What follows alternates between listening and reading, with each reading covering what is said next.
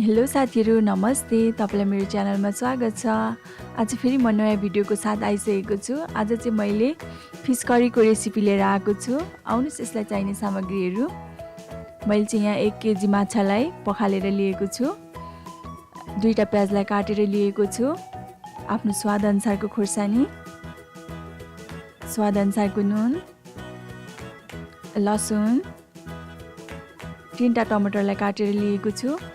बेसार, जिरा धनिया पाउडर, अलिकति सुप र जिरालाई लिएको छु। तोरी, धनिया, सर्स्यौं, कागती, धनिया, सनफ्लावर तेल। अब चाहिँ म माछामा बेसार र नुन हालेर मिक्स गरिदिन्छु। मलाई चाहिँ यसरी मिक्स गरेको एकदम मन पर्छ साथीहरु। सादा तरिकाले त्यति धेरै मरमसलाहरु हाल्दिन र थाहा छ हजुरहरुलाई पनि मन पर्छ भन्ने मलाई लागिरहेछ। हुन त पकाउने तरिका आफआफ्नो हुन्छ। अब चाहिँ म त्यसलाई आधी घण्टाको लागि माछालाई राखेर यता म प्यानमा चाहिँ धनियालाई फ्राई गर्दै छु। यसरी फ्राई गरेर मिक्सचरमा पिसेको चाहिँ एकदम मिठो बास्ना आउने र स्वाद पनि टेस्टी हुन्छ। अब यसमा चाहिँ अलिकति भुटेपछि म सर्स्यौंलाई पनि एड गरेर मजाले भुट्छु। अब मजाले चलाइदिराख्नुस् ताकि एकपट्टि मात्रै नडरोस्। अब यो चाहिँ रेडी भइसकेको छ। रातो रातो कलर पनि आइसकेको छ। अब यसलाई म निकाल्दिन्छु। अब यसमै म फेरि तेललाई हाल्दिदैछु। अब यही पेनमा चाहिँ म माछालाई फ्राई गर्न गइरहेको छु। तेल तातिसकेको छ। अब म माछालाई राख्दिदैछु। बिस्तारै बिस्तारै राख्नु होला, उछिटेर अनुहारतिर आउँछ। माछाहरु पकाउँदा चाहिँ एकदम होशियार हुनुपर्छ साथीहरु। अनुहारतिर आँखातिर पड्किने हुनाले लाग्न सक्छ आँखा अनुहारतिर। त्यही भएर सेफ भएर पकाउनु होला।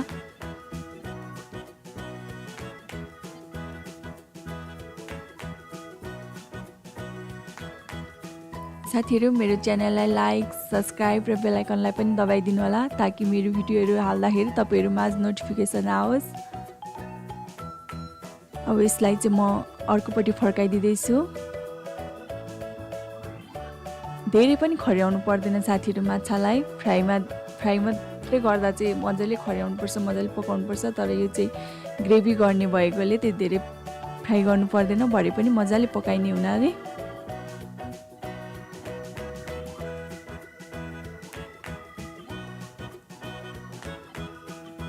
अब मैले सबैलाई फर्काइदिसकेको छु। अब यसलाई पनि म सानो ग्यास पारेर 3-4 मिनेटको लागि छोड्दिन्छु ताकि अर्कोपट्टि पनि मजाले पाकोस्। अब चाहिँ म मिक्सचरमा लसुन, खुर्सानी र अघि फ्राई गरेको धनिया र सर्स्यौंलाई हाल्दिदैछु। सँगसँगै म टमाटरलाई पनि हाल्दिन्छु र अब यसलाई म मिक्स गर्दैछु। पेस्ट पनि रेडी भइसकेको छ। यो पनि फ्राई भइसकेको छ। अब यसलाई पनि म निकाल्दिन्छु। धेरै पनि खर्याउनु पर्दैन। हेर्नुस् त यतिको भएपछि रेडी हुन्छ यो चाहिँ। अब फेरि म अर्को लटलाई पनि फेरि हाल्दिदैछु। हजुरहरुको चाहिँ कति जनाको फ्यामिली छ त्यही अनुसारको बनाउनु होला। हाम्रो चाहिँ 6-7 जना नै छौं, त्यही भएर अलिक धेरै नै चाहिन्छ। मैले बिस्तारै बिस्तारै फेरि हाल्दिदैछु सबैलाई। साथीहरु मलाई त माछा पकाउँदा एकदम डर लाग्छ। तपाईहरु पनि केयरफुल भएर पकाउनु होला।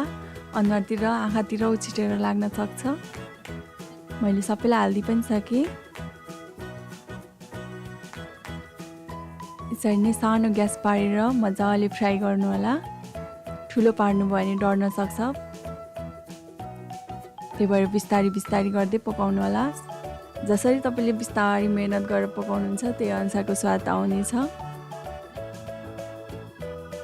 अब यो चाहिँ रातो रातो भइसकेको छ। रेडी भइसकेको पनि छ अब लगभग। अब यसलाई चाहिँ म निकाल्दिदैछु।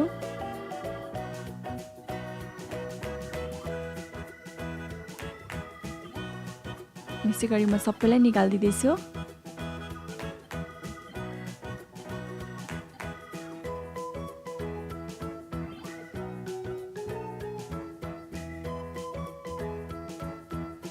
हेर्नुहोस् त ठिक्कको पाक्या छ, धेरै पनि खर्याएको छैन। अब चाहिँ मैले यहाँ कराई बसालिसकेको छु। मैले चाहिँ अघि माछा तारेकै तेललाई युज गर्दैछु साथीहरू। अब यसमा चाहिँ म जिरा र अघिको सुपलाई पड्काइदिँदैछु, सँगसँगै तोरीलाई पनि पड्काइदिन्छु। यसरी तोरी पड्काएको भएर पनि स्वादलाई एकदम मिठो आउँछ माछामा। सँगसँगै म प्याजलाई पनि हालिदिँदैछु। अब यसलाई चाहिँ हल्का फ्राई गर्छु, हल्का ब्राउन कलर आउन्जेलसम्म।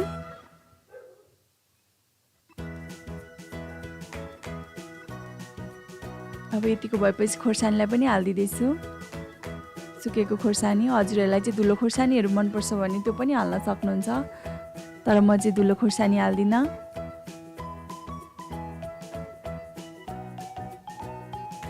अब यो ब्राउन कलरमा पनि आइसकेको छ, यसमा चाहिँ म बेसार हालिदिँदैछु।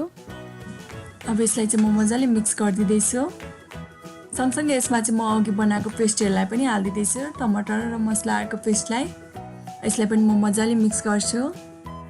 यसलाई चाहिँ जति मजाले पकाउनु भयो यसको टेस्ट चाहिँ त्यति नै निखारिएर आउँछ साथीहरू। त्यही भएर मजाले पकाउनुपर्छ, मसलालाई पनि पाक्न दिनुपर्छ। अब यो चाहिँ पाकेर यतिको भइसकेको छ। अब यसमा चाहिँ म धुलो मसलालाई सँगसँगै म नुनलाई पनि हालिदिन्छु। अब हजुरहरूले चाहिँ कतिको रस हाल्नुहुन्छ त्यही अनुसारको नुन आफ्नो स्वाद अनुसारको हाल्नु होला। अब यसलाई म मजाले मिक्स गरिदिन्छु।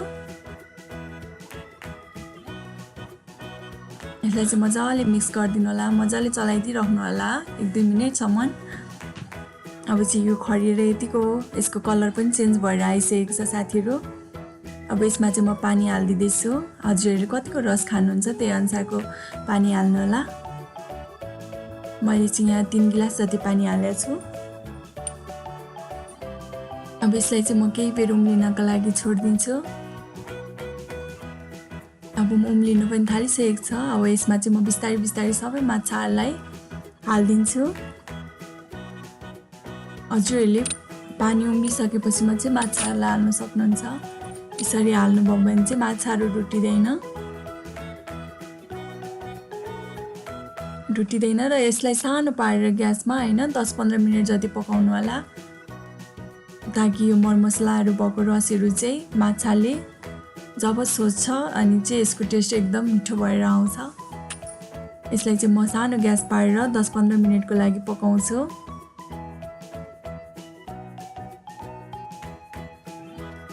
हेर्नुहोस् त कति मजाले पाकिरहेछ। अब यसमा चाहिँ म हरियो धनिया अघि काटेर राखेकोलाई अलिअलि गरेर छर्किदिन्छु, ताकि धनियाको फ्लेभर पनि आओस्, बास्ना पनि मिठो आओस् र स्वाद पनि मिठो होस्। आशा छ साथीहरू तपाईँहरूलाई मनपर्ने छ मेरो रेसिपी। अब चाहिँ म यसलाई सर्भ गर्दैछु। एकदम मिठो बास्ना आइरहेछ साथीहरू, हजुरहरू पनि ट्राई गरेर खानुहोस्। यसमा चाहिँ म एउटा धनिया राखेर डेकोरेट गरिदिँदैछु। हजुरहरूलाई कस्तो लाग्यो कमेन्टमा भनिदिनु होला। भिडियो अन्तिमसम्म हेरेर साथ दिनुभएकोमा धेरै धेरै धन्यवाद। Thank you for watching. Don't forget to subscribe.